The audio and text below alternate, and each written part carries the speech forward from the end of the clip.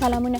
د سولې په اړه سیمه ییزې اجماع پیاوړتیا په هدف د افغان حکومت په کوربهتوب د ویډیویي کنفرانس له لارې د سیمه ییزې اجماع غونډه نن مازدیګر پیل شوه. د جمهور رئیس ویان وایي دغه غونډه ولسمشر اشرف غني پرانیسته او د بهرنیو چارو وزارت سرپرست په مشرۍ به دوام ومومي. د ولسمشر ویان صدیق صدیقي د سولې پروسې بندښت ټوله پړه پر طالبانو اچولي.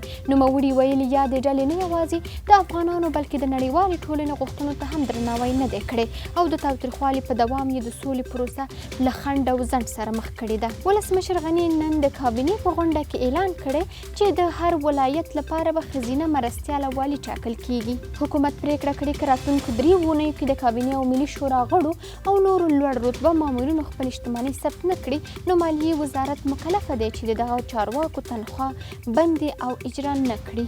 او چارواکي وایي په ننګرهار کې اوبدل شوې غالۍ د اروپا او امریکا په بازارونو کې موندل کیږي او پیرودونکي هم له کیفیت څخه خوښ بریښي.